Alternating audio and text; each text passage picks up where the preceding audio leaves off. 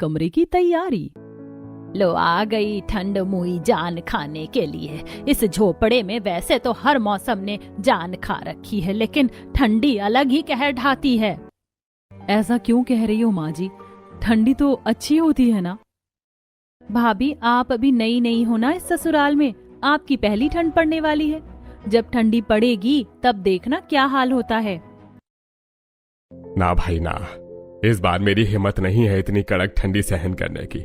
मुझे तो लगता है इस बार की ठंडी मेरे प्राण लेके मानेगी।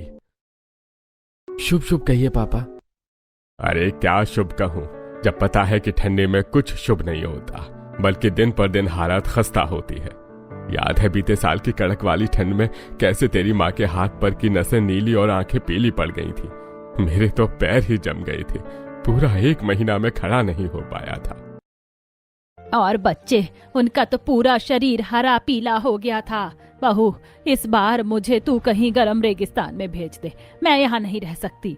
माँ जी ऐसा मत कहिए, आप चिंता मत करिए, हम कुछ न कुछ उपाय निकाल लेंगे ठंडी से बचाने का।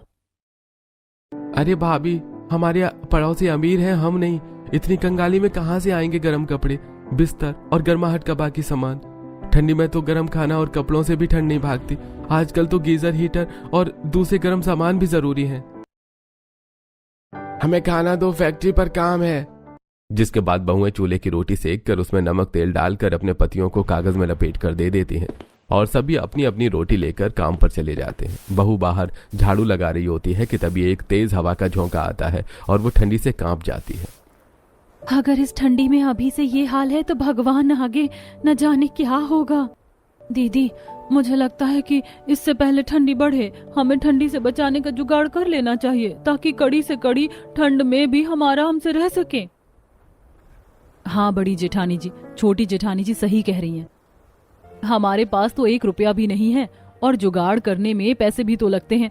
बच्चों का स्वेटर से लेकर घर की छत तक सब कुछ तो खराब है। दीदी, हमारे आंगन में कुछ हरी सब्जियां हैं ना, क्यों ना थोड़ी और सब्जी बोई जाए, कुछ खाने को और कुछ बेचने को। तुम्हारा दिमाग तो ठीक है, इतनी जगह नहीं है यहाँ जो बेचने भर की सब्जी बो सके।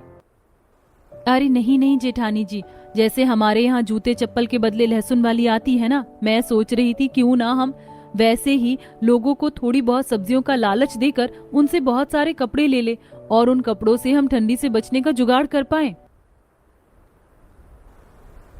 हाँ सही कह रही हो, हमारे घर में तो फटे पुराने कपड़े भी नहीं है ज्यादा। अगर हम लोगों को थोड़ी सब्जी का लालच देंगे तो लोग कपड़े दे देंगे। वैसे भी ठंडी में सब्जियां महंगी होती हैं। हाँ ये तो सच कह रही हो गुंजन, हम ऐसा ही करते हैं। वैसे भी हमारी पुरानी रजाई फटकर पूरी तरह चिंदरी हो चुकी है, हमें कुछ तो जुगाड़ करना ही होगा। जिसके बाद पांचों बहुएं ठंडी से बचने के लिए जुगाड़ करने में लग जाती हैं। पूर्वी और गुंजन घर में रखे थोड़े से कद्दू के बीज अपने आंगन में बो देती हैं। साथ ही थोड़ी और हरी सब्जियां, गोभी, मटर, टमाटर और मिर्च भी बो देती हैं और कुछ ही दिनों की मेहनत से उनके आंगन में हर सब्जी थोड़ी थोड़ी उगाती है। अब हमें बिना देर किए इसे बेचने के लिए जाना चाहिए दीदी। वो चरण चाचा है ना दीदी, उनके खेतों में गन्ने की कटाई हो रही है, कह रहे थे कि काटने के लिए चली आओ, बदले में कुछ गन्ने और दिहाड़ी ले लेना। ठीक है, फिर घर का काम निपटाकर हम गन्ने काटने चल लेते हैं और श्रुति और रूही तुम दोनों सब्जी के बदले लोगों से कपड़े लेने चली जाना। गुंजन घर संभाल लेगी। हाँ, एक बड़ी बहू का घर में रहना जरूरी भी है। जिसके बाद 2 बहुएं गन्ने के खेत में गन्ने काटने चली जाती हैं। वहीं बाकी की 2 बहुएं सब्जी बेचने के लिए निकल जाती हैं। फटे पुराने कपड़े दो, सब्जी लो। फटे पुराने कपड़े दो, सब्जी लो। हरी हरी आंगन वाली सब्जी ले लो। फटे पुराने कपड़ों के बदले सब्जी मिल रही है, ये देखकर पड़ोसने घर से बाहर आती हैं। अरे ओ सब्जी वाली, कितने कपड़ों के बदले मिलेगी ये फूल गोभी? कपड़े कितने हैं उस हिसाब से तय होगा। अभी लेके आई, रुको यहीं। जिसके बाद सुशीमा घर के अंदर जाती है और 7 जोड़ फटे पुराने कपड़े और एक साड़ी लेकर बाहर आती है। ये लो, ये लो, आपको इन कपड़ों के बदले एक फूल गोभी मिलेगी। बस एक फूल? हाँ काकी, बस एक फूल गोभी। कपड़े भी तो देखो कितने घिसे हुए हैं। चलो अब हम चलते हैं। बहुएं सारा कपड़ा बटोर कर वहां से निकल जाती हैं। ऐसे ही दोनों बहुएं घर घर जाती हैं। किसी को थोड़े कपड़ों के बदले थोड़ी मिर्च देती हैं तो किसी को ज्यादा कपड़ों के बदले टमाटर, और ऐसे करते करते उनके पास एक टोकरी सब्जी के बदले 5 बोरी कपड़े आ जाते हैं। इतने सारे कपड़े लेकर दोनों बहुएं घर आ। ये क्या ले आई तू? पापा जी ये तो कपड़े हैं ढेर सारे, घर में ठंडी से बचने का जुगाड़ करना है ना। तो तू फिर लोगों के घरों से कपड़े ले आई ठंडी से बचने के लिए? दीदी अभी नहीं आई? भाभी ये लो पानी पियो, थक गई होगी सारा दिन काम करके। छोटी और बड़ी भाभी काम लगभग हो गया होगा, आती ही होंगी। आती नहीं होंगी, हम भी आ गई।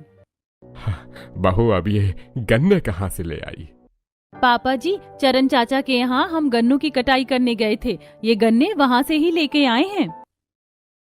अरे वाह दीदी, ये तो बहुत बढ़िया हुआ, इसका रस निकालकर हम गुड़ बना सकते हैं। और तो और गन्ने के छिलके भी बहुत काम आएंगे। जिसके बाद पूर्वी और गुंजन गन्ने का रस निकाल कर उसे कढ़ाई में थोड़ा थोड़ा करके जलाने लगती है और गन्ने के रस को जला जलाकर दोनों बहुएं घर पर ही गुड़ बनाती हैं। वहीं दूसरी तरफ 3 बहुएं मिलकर सब्जी से मिले हुए कपड़ों को काट कर उसमें सिलाई करके एक बहुत बड़ी खोल तैयार करती हैं और उसमें बाकी फटे पुराने कपड़ों को कूट कर कतरन भरती हैं। वहीं पुरानी रजाई का भी रुई निकाल कर बहुएं रजाई में भरती हैं। ये इस कमरे में सुबह से आप लोगों ने इतना बवंडर क्यों फैला रखा है? ठंडी में आप लोगों की तबीयत ना खराब हो इसीलिए। तो क्या आप रजाई चल रही हैं भाभी? हाँ, हम एक बड़ी सी रजाई बना रहे हैं जिसे ओढ़कर पूरा परिवार आराम से सो सके। जिसके बाद गुंजन और पूर्वी मिलकर रजाई का मुंह सिलने लगती हैं और फिर रजाई में बड़े बड़े टांके मारकर उसे ओढ़ने लायक बना देती हैं।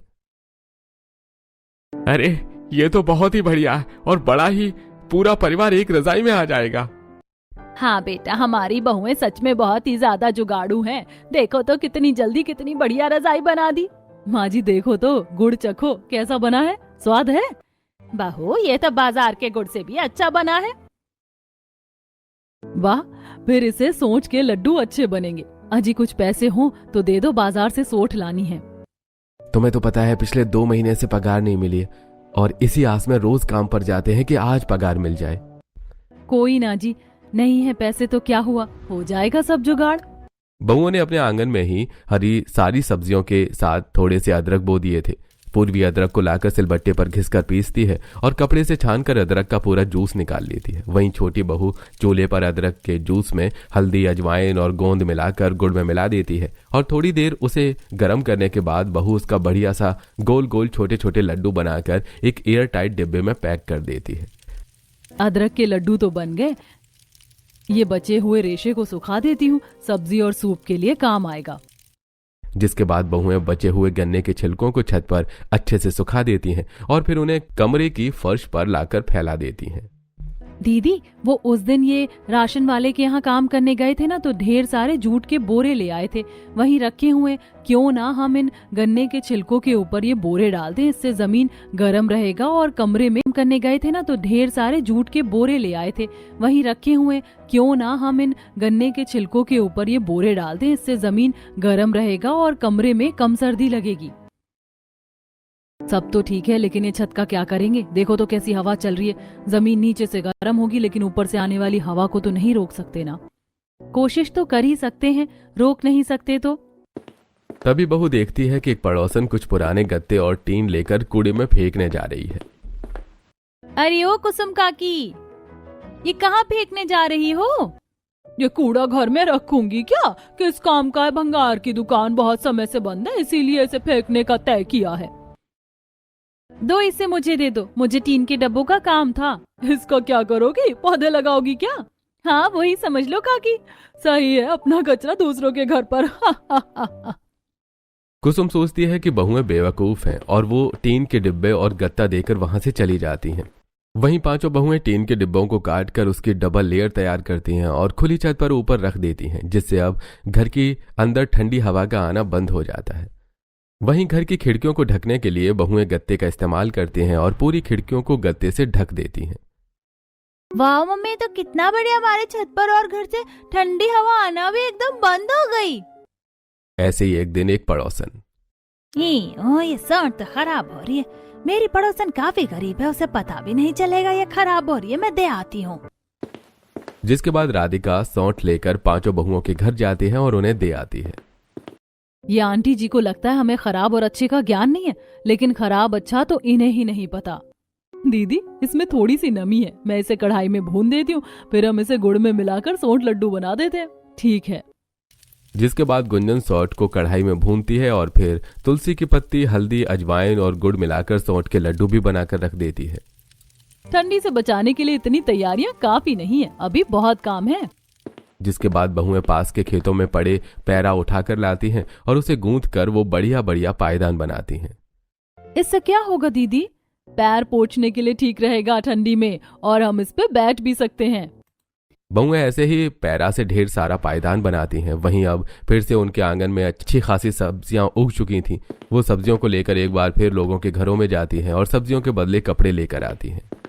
देख रही हो दीदी, किसी किसी ने तो सब्जियों के लालच में अपने घर के ऊनी कपड़े भी दे दिए। हाँ, थोड़े से फटे हैं, लेकिन हम इसे उधेड़ कर फिर बुने तो हमारे दोनों बच्चों के लिए बढ़िया स्वेटर तैयार हो जाएगा इसमें। फिर रूही और गुंजन मिलकर उस बड़ी से स्वेटर को उधेड़ कर सोनू और पीहू के लिए बढ़िया सा स्वेटर बुनती हैं और जूट की बोरियों के धागे से बच्चों और बाकी घर वालों के लिए हाथ के दस्ताने और पैर के मोजे बनाती हैं। अब तो ठंडी भी पड़ने लग गई है, बहुत ज्यादा ठंडी पड़ रही है बाहर। अजी, मैंने ये जूट की बोरियों के धागों को ऊन की तरह बीनकर टोपी और दस्ताने तैयार किए हैं। आप इसे पहनकर बाहर जा सकते हो। पांचों भाई टोपी, दस्ताने और मोजे पहन लेते हैं। वो वाकई काफी ज्यादा गर्म थे और वो काम के लिए निकल जाते हैं। जैसे हमने चावल की बोरियों से टोपी और दस्ताने बनाए, क्यों ना हम वैसे ही कपड़े भी बना दें। बच्चों के लिए स्वेटर तो हो ही गए हैं, बस घर वालों के लिए नहीं हुए। और हमें जो सब्जी से